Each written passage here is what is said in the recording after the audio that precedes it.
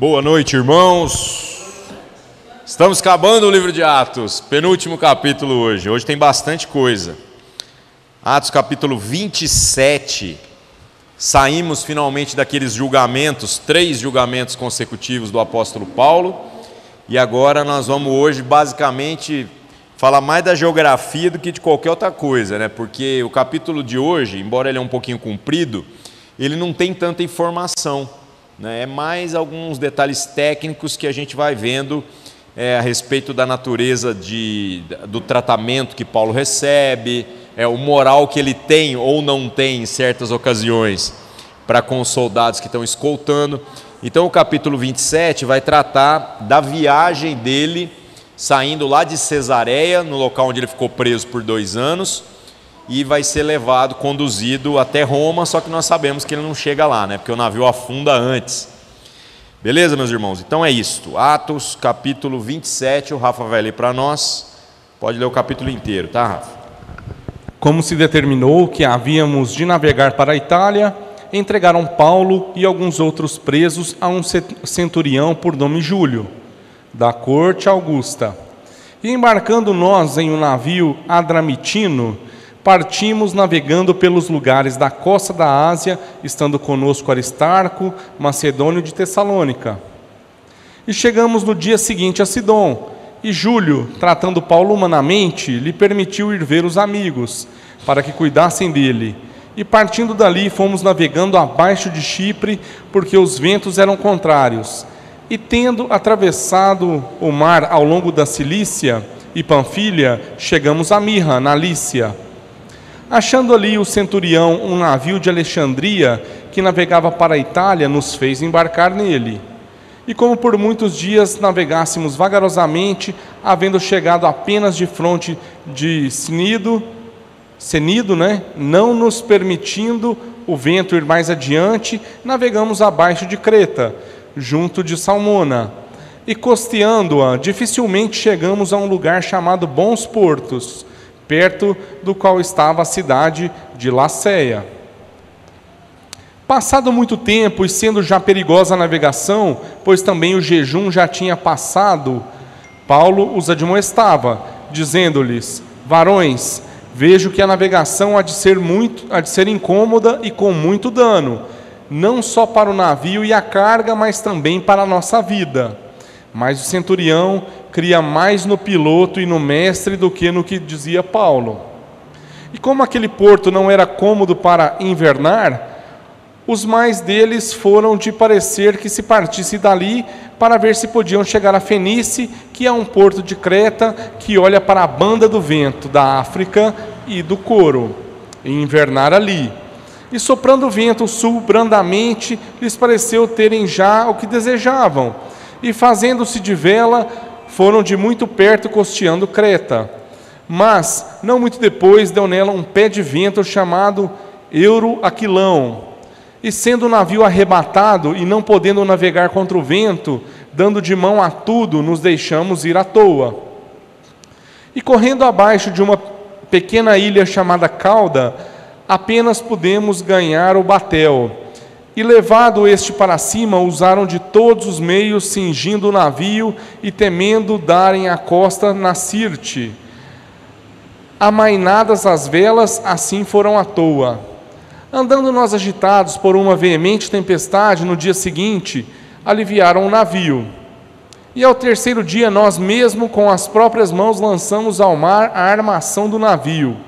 E não aparecendo havia já muitos dias nem sol nem estrelas, e caindo sobre nós uma não pequena tempestade, fugiu-nos toda a esperança de nos salvarmos. Havendo já muito que se não comia, então Paulo, pondo-se em pé no meio deles, disse: Fora, na verdade, razoável, ó varões, ter-me ouvido a mim e não partir de Creta. E assim evitariam este incômodo e essa perdição. Mas agora vos admoesto a que tenhais bom ânimo, porque não se perderá a vida de nenhum de vós, mas somente o navio. Porque esta mesma noite o anjo de Deus, de quem eu sou e a quem sirvo, esteve comigo, dizendo: Paulo, não temas, importa que sejas apresentado a César, e eis que Deus te deu todos quantos navegam contigo. Portanto, ó varões, tende bom ânimo, porque creio em Deus que há de acontecer assim como a mim me foi dito. É contudo necessário irmos dar numa ilha. Quando chegou a 14ª noite, sendo impelidos de uma e outra banda no mar Adriático, lá pela meia-noite suspeitaram os marinheiros que estavam próximos de alguma terra, e lançando prumo, acharam 20 braças. Passando um pouco mais adiante, tornando a lançar o prumo, acharam 15 braças, e temendo ir darem alguns rochedos, lançaram da popa 4 âncoras, desejando que viesse o dia. Procurando, porém, os marinheiros fugir do navio, e tendo já deitado o batel ao mar, como que querendo lançar as âncoras pela proa, disse Paulo ao centurião e aos soldados: se estes não ficarem no navio, não podereis salvar-vos.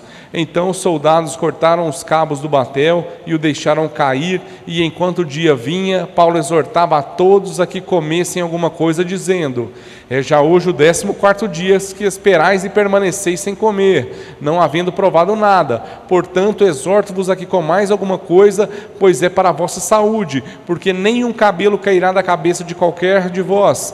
E havendo dito isso, tomando o pão, deu graças a Deus na presença de todos, e partindo começou a comer. E tendo já todos bom ânimo, puseram-se também a comer. E éramos ao todo no navio 276 almas. Refeitos com a comida, aliviaram o navio, lançando trigo ao mar. E sendo já dia, não reconheceram a terra, enxergaram, porém, uma enseada que tinha praia, e consultaram-se sobre se deveriam encalhar nela o navio. Levantando as âncoras, deixaram-no ir ao mar, largando também as amarras do leme, e alçando a vela maior ao vento, dirigiram-se para a praia. Dando, porém, num lugar de 2 mares, encalharam ali o navio, e fixa a proa ficou imóvel, mas a poa abria-se com a força das ondas. Então a ideia dos soldados foi que matassem os presos, para que nenhum fugisse escapando a nado. Mas o centurião, querendo salvar a Paulo, lhe estorvou este intento, e mandou que os que pudessem nadar se lançassem primeiro ao mar e se salvassem em terra, e os demais, uns em tábuas e outros em coisas do navio. E assim aconteceu que todos chegaram à terra a salvo. Bem grande, né, meus irmãos? Como eu falei, é muita informação, é muito grande, mas com pouca informação até. São mais curiosidades de natureza técnica aqui, né? Então vamos lá, vamos voltar para o começo. Atos capítulo 27 começa descrevendo essa viagem que eles vão fazer agora para levar Paulo como prisioneiro. E como a gente viu aqui na leitura já no final, 276 pessoas, é gente pra caramba, né? É uma viagem imensa. Isso é no segundo navio, eles aqui ainda estão saindo do primeiro. Mas o que eu queria chamar a atenção de vocês, quando a gente for ler agora os 2 primeiros versículos, é que aqui a gente tem retomada a narração do Lucas, que escreve o livro de Atos, em primeira pessoa. Ele está falando novamente em primeira pessoa. Isso dá a entender, então, que ele presencia esses fatos. O Lucas está junto no navio. E isso não acontecia, se eu não me engano, desde o capítulo 24. Então, em alguns períodos ele está presente, outro ele não está presente. Aqui, novamente, ele não está contando uma história que ouviu falar. Mas a gente vai perceber que ele presenciou todos esses acontecimentos. Então, vamos lá. Atos 27, do começo. Como se determinou que havíamos de navegar para a Itália, entregaram Paulo e alguns outros presos a um centurião, por nome Júlio, da corte Augusta, ou da corte imperial em algumas versões. E embarcando nós em um navio adramitino, partimos navegando pelos lugares da costa da Ásia, estando conosco Aristarco, macedônio de Tessalônica. O que eu queria fazer um comentário aqui? Além do Lucas estar presente, a gente vê aqui que literalmente esta escolta feita por esse sujeito chamado Júlio, um centurião, ou seja, um oficial que está carregando também outros soldados, e estes escoltando os presos. Os presos, gente, eles vão sendo tratados na medida da gravidade dos seus crimes. Provavelmente não era para haver dentre eles ninguém que ficasse sem correntes. Todos deveriam estar acorrentados o tempo todo. No entanto, mais para frente aqui a gente vai ver que Paulo está sendo tratado de uma maneira diferenciada. O Paulo não está debaixo de correntes, tanto que mais para frente vocês vão ver que ele sai, para poder inclusive visitar os irmãos da igreja na primeira parada que eles fazem. Mas o que eu queria chamar a atenção aqui é a questão do como que essa viagem é feita. O exército romano, ele não precisava de um navio. Como o Império Romano dominava toda a região e ele dominava esse fluxo de naves, de navios por toda a região, ele simplesmente via e falava, vamos no navio. E o cara tinha que carregar. Esse é o contexto em que as coisas funcionam. Se esse navio servisse para alguma coisa que fosse do interesse do império, era obrigação daquele que era o proprietário do navio fazer essa correria toda aí. Então o que a gente tem aqui de informação é que ele pega esse navio Adramitino, que é de uma região que sabe lá Deus de onde vem isso, e com toda a sua escolta entra nesse navio para fazer essa viagem aí. Aí verso 3 diz assim, chegamos no dia seguinte a Sidom e Júlio, então aqui ele já está chamando o centurião pelo nome, o próprio Lucas, porque é o Lucas que escreveu, então ele não fala, e o centurião Júlio, não, é o Júlio já. Então eu acredito que o tratamento foi muito humano por parte deles, Tratando Paulo humanamente, lhe permitiu ir ver os amigos para que cuidassem dele. Então aqui a gente vê esse testemunho de Lucas, dizendo, olha, o Paulo é um prisioneiro que não está aprisionado. Porque se ele deixou ele ver os amigos, lembrando, meus irmãos, a gente viu muito isso no livro de Atos, e a gente viu isso também nos evangelhos. Quando uma pessoa está sob cuidado de um romano, se ela escapar, o soldado cumpre a pena no lugar do preso. Então não dá para brincar com esse negócio. Literalmente ele só vai deixar sem correntes uma pessoa que ele tem a mais absoluta certeza de que essa pessoa não vai escapar. Então Paulo aqui tem um tratamento diferenciado. Então não sabemos, Paulo pregou, Lucas pregou, ele diz que Deus havia dito que ele ia para César, então ele iria mesmo que fosse com as suas próprias pernas? Não sabemos. A única coisa que a gente vê é que o tratamento do tal Júlio aqui, que é o centurião, é diferenciado. Verso 4. Partindo dali, fomos navegando abaixo de Chipre, porque os ventos eram contrários. Chipre é uma ilha, meus irmãos, e a gente vê que eles estão aqui, quando estão fazendo essa navegação, entre a ilha e o continente. Então, enquanto eles estão ali, nesse lugar, que ainda não pega mar aberto mesmo, eles conseguem um desempenho satisfatório para o tipo de navio que se usava na época. Os navios da época, meus irmãos, são muito pequenos. A gente vê, tem 270 e tantas pessoas, mas não é um navio de grande porte para enfrentar um oceano muito revolto, e também não é um navio muito resistente. Ele não foi feito para enfrentar grandes tempestades. Então, no final das contas, esse navio, ele depende de uma série de fatores para conseguir cumprir a sua missão de maneira satisfatória, sem nenhum acidente, sem nenhuma tragédia. Então aqui no verso 4, você vê que eles ainda estão ali escoltados por uma região, tentando evitar o mar aberto, porque eles sabem que isso não é propício. Verso 5, tendo atravessado o mar, ao longo da Cilícia e Panfilha, chegamos a Mirra, na Lícia. Então aqui, esse versículo especificamente, está dizendo, tivemos que atravessar o mar, porque não tem jeito, não dava para ir costeando até chegar lá. Então eles tiveram que abandonar a costa. E esta região especificamente, meus irmãos, tem uma tradição de navios que transportam grãos. Porque quem abastecia Roma já era uma cidade imensa, uma cidade que estima-se que já tinha ali quase 1 milhão de habitantes. Considerando que Jerusalém tinha 25 mil habitantes, Roma é um monstro de cidade, é um absurdo. Imagina uma cidade com 1 milhão de habitantes na antiguidade, como que isso era surpreendente. Por que Roma conseguiu juntar tanta gente?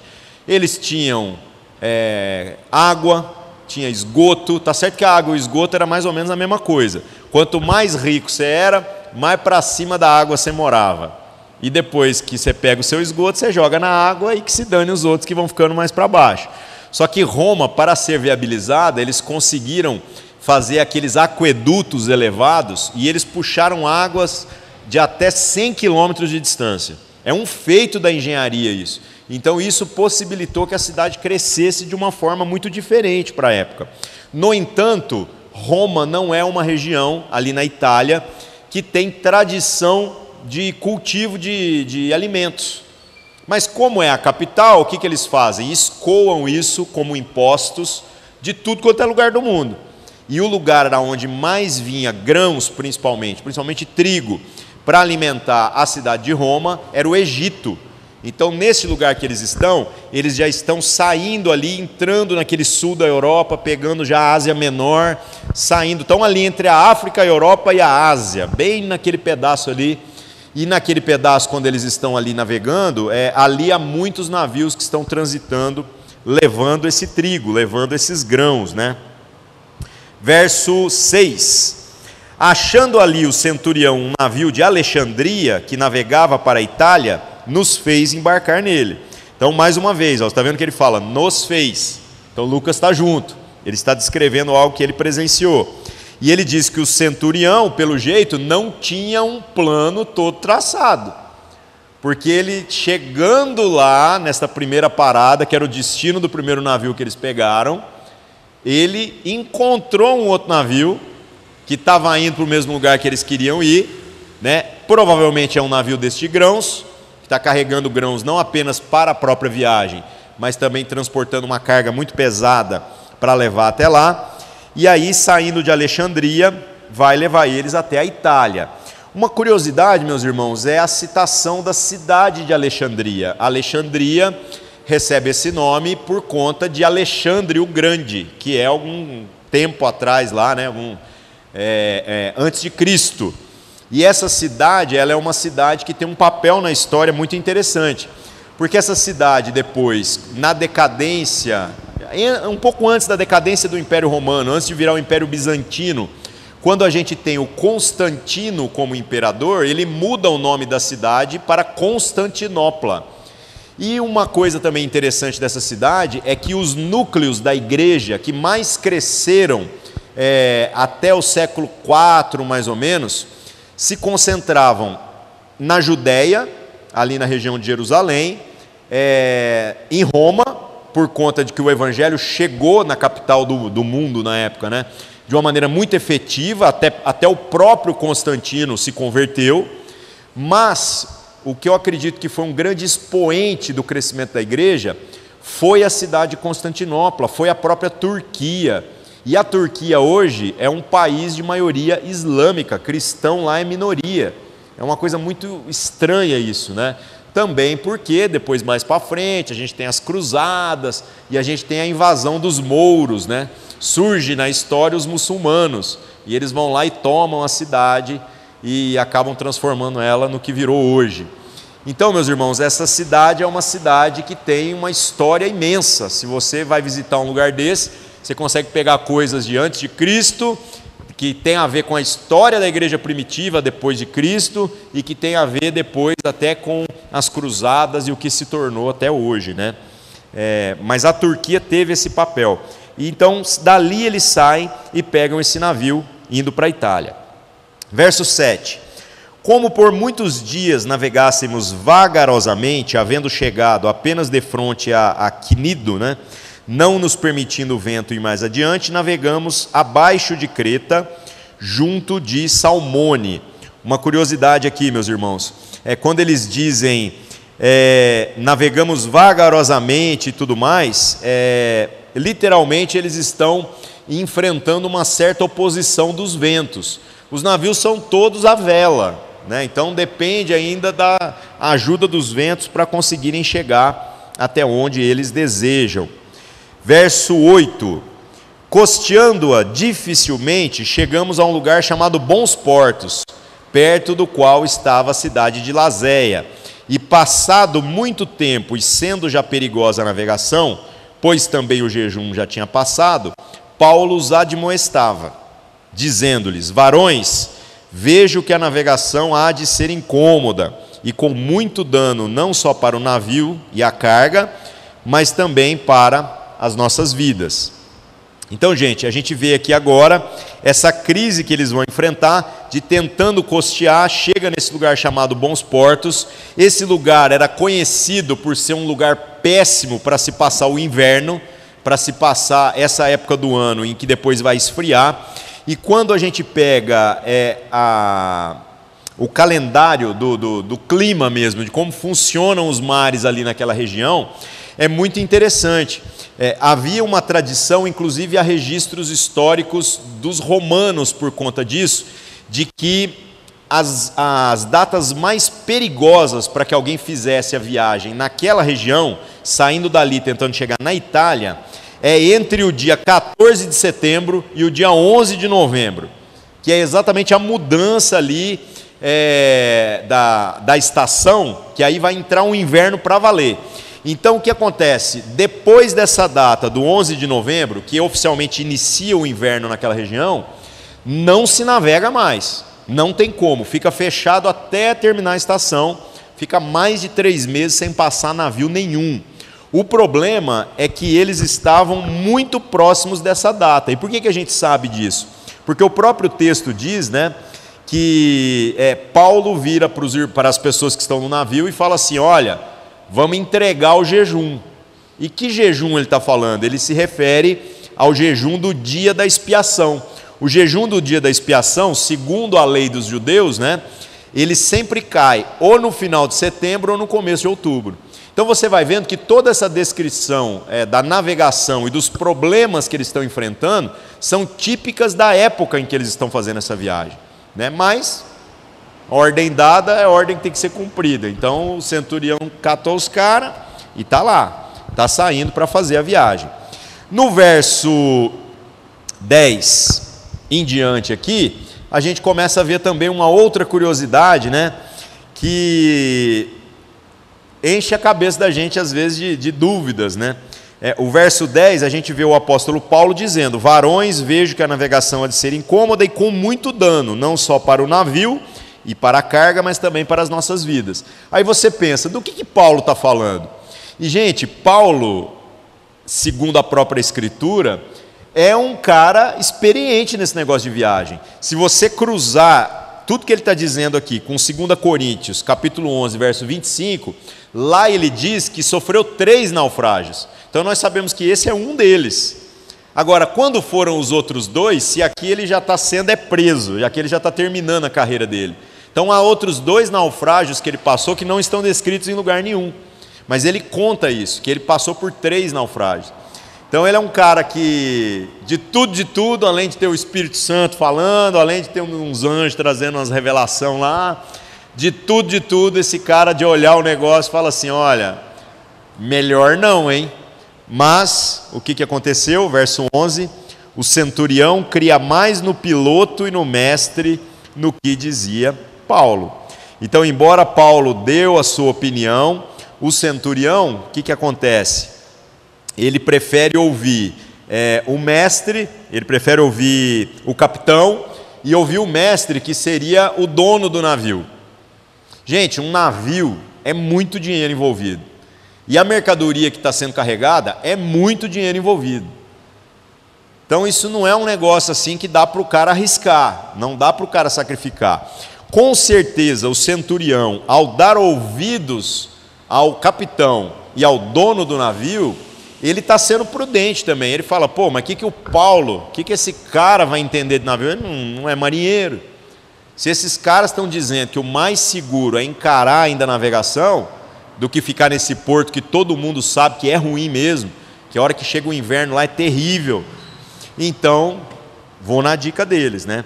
Mais para frente a gente vai ver que o centurião vê que fez uma burrice danada, e aí ele muda de lado no meio da história, né? Verso 12: como aquele porto não era cômodo para invernar, os mais deles foram de parecer que se partisse dali, para ver se podiam chegar a Fênice, que é um porto de Creta que olha para a banda do vento da África e do Coro, e invernar ali. Então este era o plano deles. O plano deles é, já que os ventos não estão favoráveis, a gente pelo menos chega em um porto mais favorável, um lugar que tem uma estrutura melhor, que a gente vai poder ficar alojado, e aí a gente inverna lá, literalmente está dizendo, a gente fica 3 meses lá, esperando passar essa época do ano em que não está dando mais para navegar, e depois nós terminaremos essa viagem.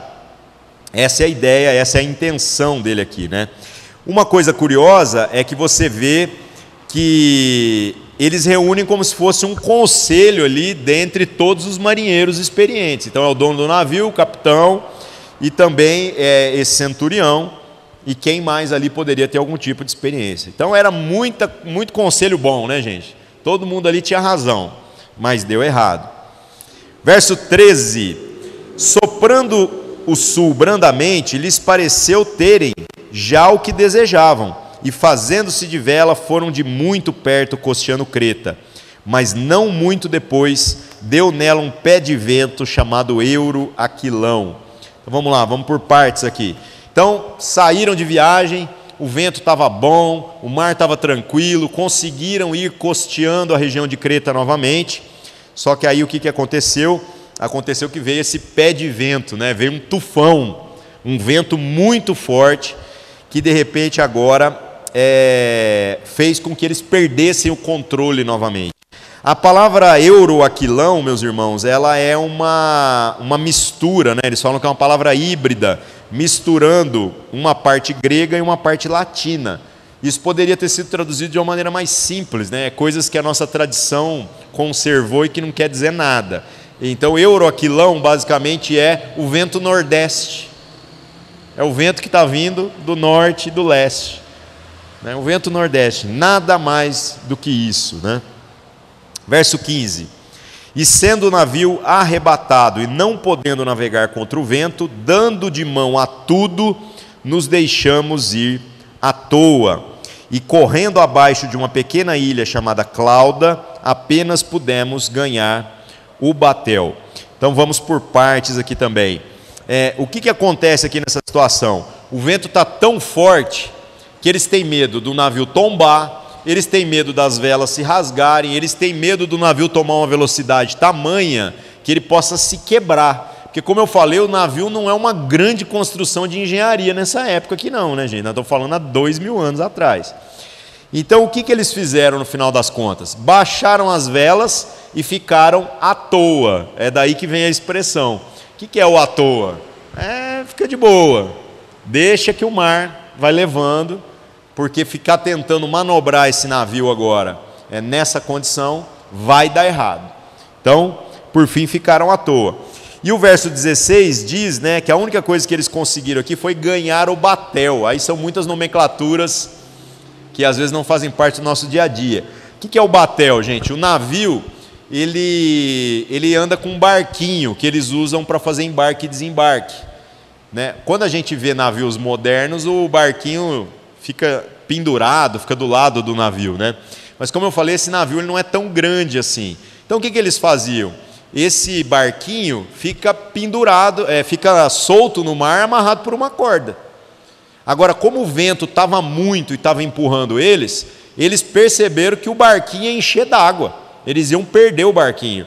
Então tiveram a ideia de trazer o barquinho para dentro do próprio navio. Então é isso que eles fazem aqui, né? É isso que pudemos ganhar o batel. Eles foram lá na corda, imagina esse tanto de homem puxando um barquinho, né?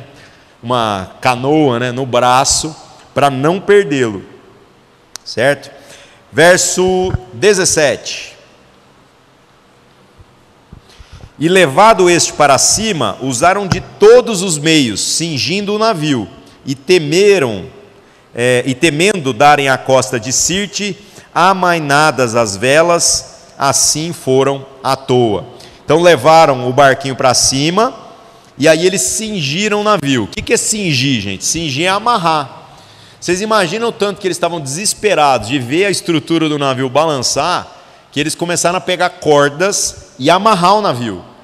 Então se amarra de um lado e do outro para ver se ajuda a fortalecer a estrutura, para na hora que o mar bater, o navio não ter o perigo de quebrar. E essa ideia do amainadas as velas recolhidas, guardadas as velas, permanecer à toa. Deixa o negócio rolar. Qual era o medo deles? Isso que está dizendo aqui, né? Que é a grande crise que eles têm. esse temendo darem a costa de Sirte. Ali nesta região, específico no norte da África, tem uma região muito conhecida por ter águas rasas. Então o medo deles é que o navio encalhasse, porque se o navio encalhou, já era, meus irmãos, principalmente num lugar desconhecido. Porque você está encalhado num lugar que não tem civilização e que não passa ninguém, vai morrer todo mundo lá. Então eles estão com medo, tentando evitar passar nessa região. Aí o que acontece? Verso 18: andando nós agitados por uma veemente tempestade, no dia seguinte aliviaram o navio, e ao terceiro dia nós mesmos com as próprias mãos lançamos ao mar a armação do navio. Então vamos lá, vamos por partes. Então no primeiro dia ainda, o que eles fizeram? Começaram a jogar a carga fora, tudo que não era precioso. Então foram jogando fora.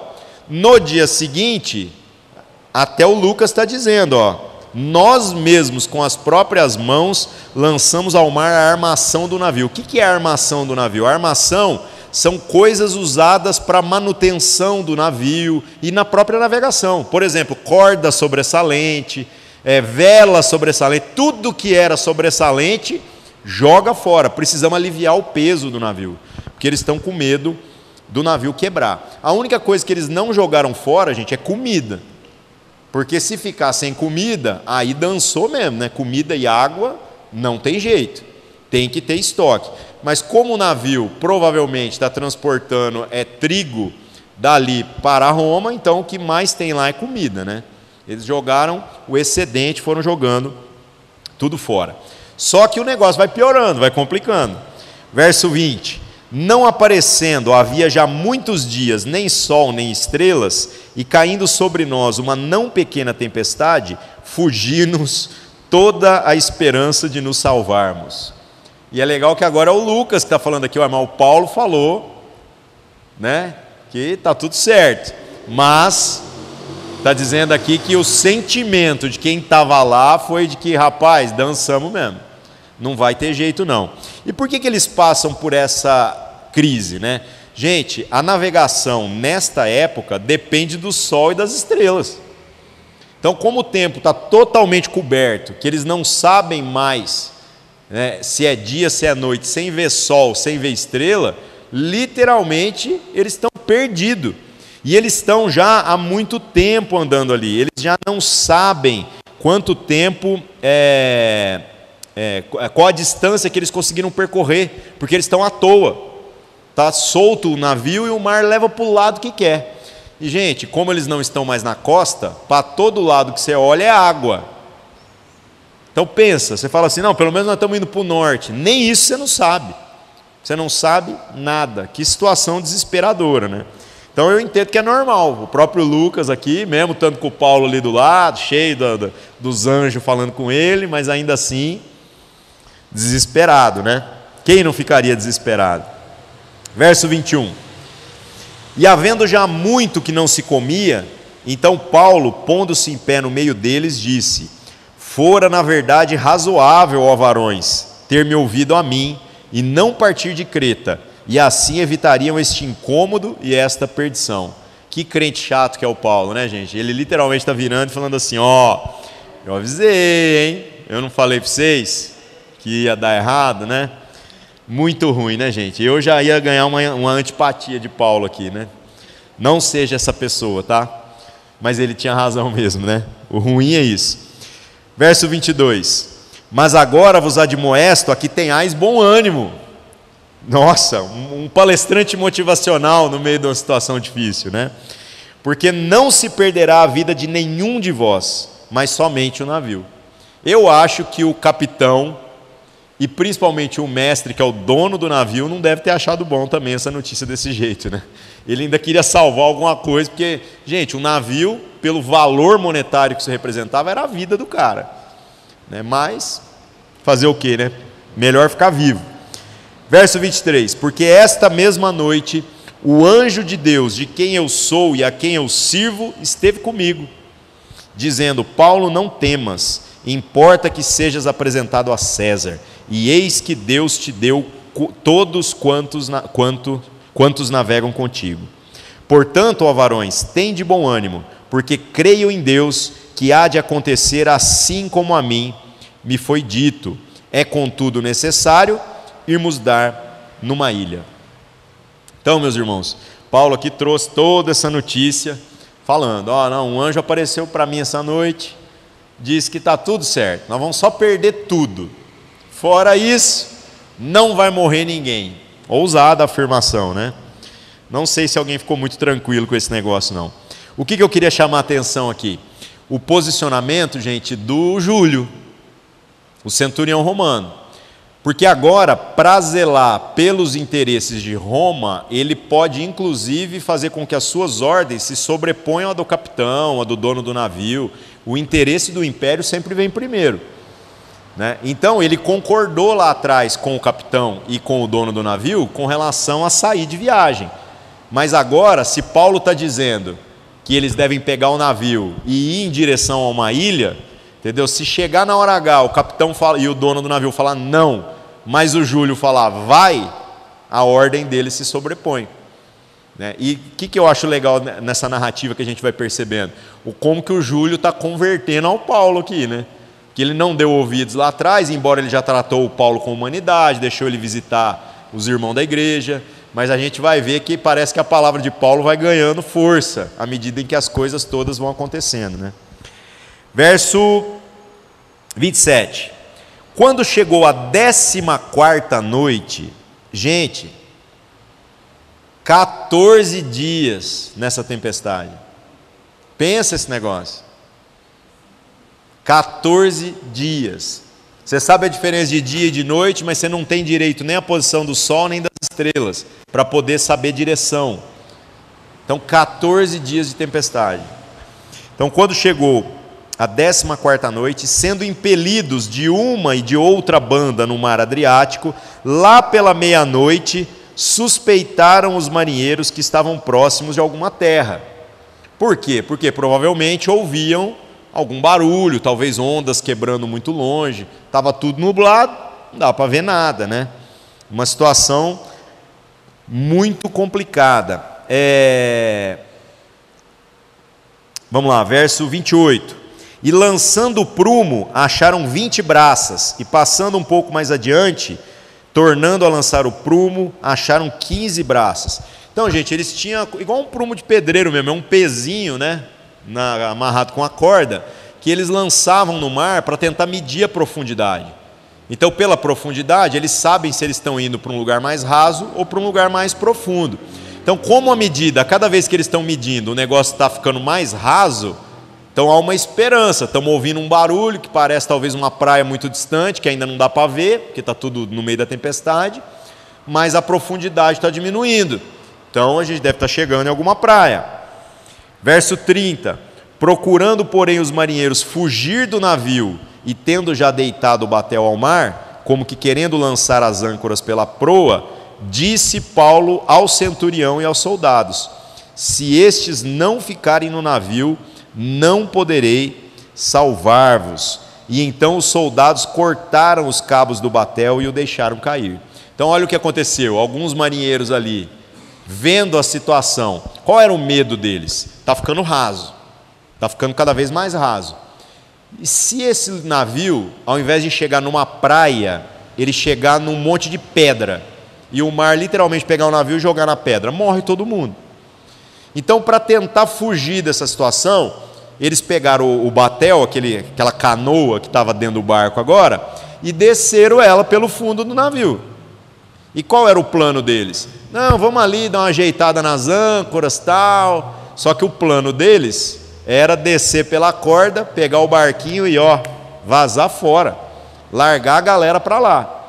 Paulo ficou sabendo. Como? Eu não sei. Se ele ouviu uma conversa, se teve alguma coisa sobrenatural. A única coisa que diz aqui é que ele foi lá e avisou o centurião e os soldados, né? E aí agora a gente está vendo o centurião aqui ter uma postura de quem confia em Paulo. Porque ele fala, olha, se eles saírem do navio, eu não garanto que eles vão ficar vivos. Mas Deus falou comigo, que quem permanecer no navio até o final, entendeu? Não vai morrer ninguém. que o centurião e os soldados fizeram? Foram lá e cortaram a corda e perdeu o barquinho. Foi embora. Aí acabou a rebelião, né? Acabou a revolta ali que estava acontecendo no navio. Verso 33. E enquanto o dia vinha, Paulo exortava a todos a que comessem alguma coisa, dizendo: é já hoje o 14º dia que esperais e permaneceis sem comer, não havendo provado nada. Portanto, exorto-vos a que comais alguma coisa, pois é para a vossa saúde, porque nenhum cabelo cairá da cabeça de qualquer um de vós. E havendo dito isso, tomando o pão, deu graças a Deus na presença de todos, e partindo começou a comer. E tendo já todos bom ânimo, puseram-se também a comer. E refeitos com a comida, aliviaram o navio, lançando trigo ao mar. Então olha o que está acontecendo aqui, gente. Eles estão sem comer durante todo esse período. Por que eles estão sem comer? Por várias razões. Uma das razões imagina um enjoo, porque o navio já balança. Agora imagina um navio no meio de uma tempestade 14 dias. Então ninguém tem estômago para comer. Segundo, comida molhada. É muito provável que essa água entrando e entrando molhou a comida toda. Então se for comer, vai comer um negócio molhado. Está super complicada essa situação. Mas Paulo está dizendo assim, tem que comer, porque nós precisamos de energia extra, porque vai ser necessário. Então todo mundo come. E aí é interessante ele fazer isso, né? Partindo o alimento, fez quase uma ceia ali, partiu, deu para os outros e todo mundo comeu. Certo? Não é muito interessante esse negócio dele fazer fazer uma ceia aqui e tal, e a gente na hora que vai fazer ceia ainda está discutindo isso, né? Quem não é crente pode tomar? Ué, gente, aqui a maioria não era crente. Nós estamos vendo Paulo não apenas pegando o alimento para si, mas fazendo do jeito que tem que fazer mesmo, dividindo o pão com todo mundo, tal, fazendo tudo certo. Agora, o que mais me chama a atenção, né, além, obviamente, do número, que no verso 37 fala 276 almas, no verso 38 diz que depois que todo mundo comeu, todo mundo agora já está com as forças revigoradas, depois de 14 dias de jejum, lançaram o trigo ao mar. Pegaram toda a carga de trigo e jogaram fora, gente. Vou falar um negócio para vocês, se esse povo não está convertido ainda, falta pouco, viu? Pregar o evangelho para esses caras vai ser uma moleza, porque Paulo fala, os caras fazem. Gente, na boa, já está 14 dias no meio da tempestade, aí o cara fala assim, não, agora vamos jogar a comida toda fora, porque nós não vamos precisar mais. Você jogaria? Nem a pau, cara. Você tem que acreditar mesmo nesse Deus que Paulo está falando aqui. Então agora nessa situação, ninguém está consultando o capitão, ninguém está consultando nada, está consultando Paulo mesmo. Fala, joga tudo fora. Jogaram a comida fora, gente. Jogaram todo o trigo fora. O que aconteceu? Verso 39. Sendo já dia, não reconheceram a terra, enxergaram, porém, uma enseada que tinha praia e consultaram-se sobre se deveriam encalhar nela o navio. Então agora eles estão vendo, enxergaram um lugar. Estão ouvindo o barulho claramente. Dá para perceber que ali tem alguma coisa. Aí vem, vamos encalhar esse navio na praia? Na praia é melhor, né, gente? Areia, o navio vai ficar preso, mas de tudo dá para sair, né? Pelo menos essa é a ideia inicial de uma pessoa inocente. Verso 41. Não, verso 40. Levantando as âncoras, deixaram-no ir ao mar, largando também as amarras do leme e alçando a vela maior ao vento, dirigiram-se para a praia. Então eles soltaram os lemes do navio, não tem mais direção, deixa o mar levar, né? Levantaram a vela maior e vão ver onde é que esse negócio vai dar. Seja o que Deus quiser, literalmente. Verso 41. Dando, porém, num lugar de 2 mares, encalharam ali o navio, e fixa a proa ficou imóvel, mas a popa abria-se com a força das ondas. Então, gente, eles entraram numa enseada que era literalmente um encontro de 2 marés ali. E por conta disso, era um banco de areia que encalhou o navio, que segurou o navio de um jeito que dali não sai mais, está preso. Ele foi forçado contra aquele lugar e ficou preso. A descrição aqui diz que ele ficou preso pela proa, pela parte da frente do navio. A parte da frente está fixa. O problema é que a tempestade ainda não passou. E o mar está vindo tão forte, mas tão forte, batendo na parte traseira do navio, que está rachando o navio ao meio. Então, literalmente, vai perder tudo, vai afundar o navio. Ele não vai ficar encalhado ali, vai dar para você falar, vamos fazer um plano de como que nós vamos nadar. Não. É cata o que você puder e pula, porque não tem jeito mais. O navio agora vai virar um monte de pedaço de madeira, por conta da água batendo ali. Vocês imaginam a força que o mar estava batendo no navio. O navio já aguentou isso tudo até aqui, hein? Agora está dizendo que ele está rachando da parte de trás para a parte da frente, estando encalhado. Verso 42. Então a ideia dos soldados foi que matassem os presos, para que nenhum fugisse escapando a nado.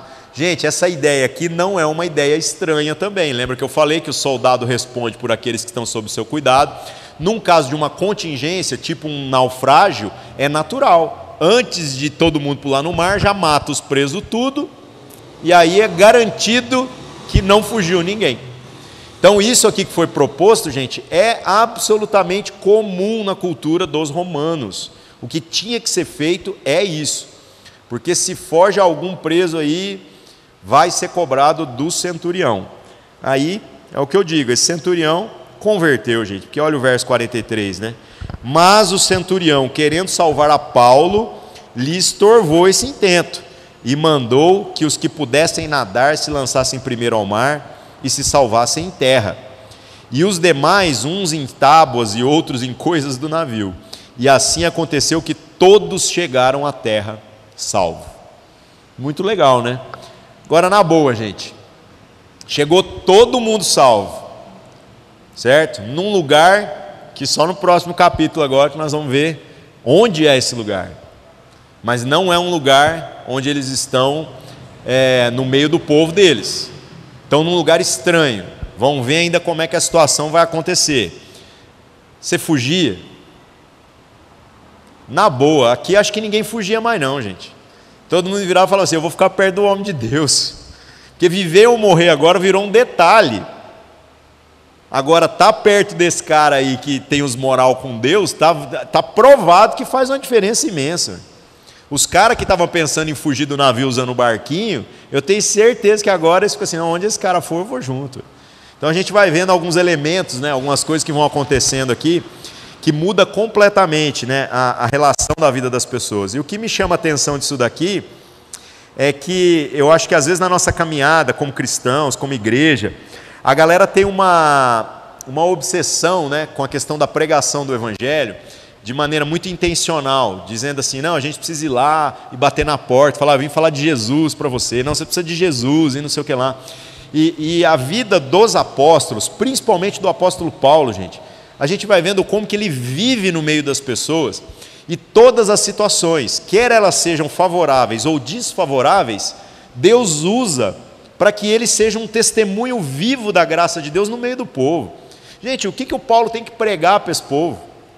Você para pensar, ele falou muito pouco aqui, mas tudo faz muito sentido. E isso também foi em todas as suas viagens missionárias. Eu fico pensando muito nisso a respeito da nossa própria jornada, da gente entender que nós somos chamados para viver em Deus no meio das pessoas. Se a gente vivesse em Deus mesmo no meio das pessoas intensamente, gente, aí tanto faria se está dando tudo certo ou está dando tudo errado. Deus seria glorificado em todas as situações e as pessoas seriam conduzidas a reconhecer que Cristo, que Jesus é o Senhor mesmo. A gente não ia ter que ficar, sei lá, às vezes bolando estratégias para tentar ajudar Deus. Eu às vezes sinto assim essa ideia de que toda vez que a gente está tentando ajudar Deus, né, parece que a gente está mais atrapalhando do que propriamente ajudando. A melhor maneira da gente ajudar Deus é viver em graça, viver em coerência. E a vida de Paulo, né, meus irmãos? 3 naufrágios, doença, perseguição, apedrejamento, chicotada. Ele tem um testemunho imenso, que é o que a gente falou lá de 2 Coríntios, né? Um testemunho imenso de tantas coisas. E às vezes a gente está achando que a nossa jornada vai ser diferente. Então que a gente possa orar, nos colocando diante de Deus e pedindo um coração íntegro mesmo, para a gente caminhar em todo o tempo sabendo que não tem situação ruim, não tem naufrágio, viu, gente? Que é capaz de abalar as coisas a ponto da gente perder Deus, perder a fé, perder aquilo que Deus tem preparado para nós. Mesmo a gente fazendo as escolhas erradas, como eles fizeram aqui. Tinha que ter ficado no porto lá. Deus falou através de Paulo e eles não ouviram. Mesmo a gente fazendo as escolhas erradas, a nossa vida está nas mãos de Deus. Então que a gente relaxe e no mínimo durma um pouquinho menos ansioso essa noite. Amém? Vamos orar. Senhor nosso Deus, em nome de Cristo Jesus, nós agradecemos por mais uma vez podermos estudar a sua palavra e meditar em tudo que ela tem trazido para nós. Que o Senhor nos dê um coração um pouco menos ansioso com relação a todas as questões da vida, com relação aos problemas que nós já enfrentamos e até aqueles que ainda vamos enfrentar. Que o Senhor nos preserve, Pai. Que o Senhor cuide de nós, no sentido de que a gente aprenda a confiar no Senhor, sabendo que a nossa vida está em Ti, Senhor, e em nenhum outro lugar. Assim oramos e agradecemos, em nome de Cristo Jesus. Amém.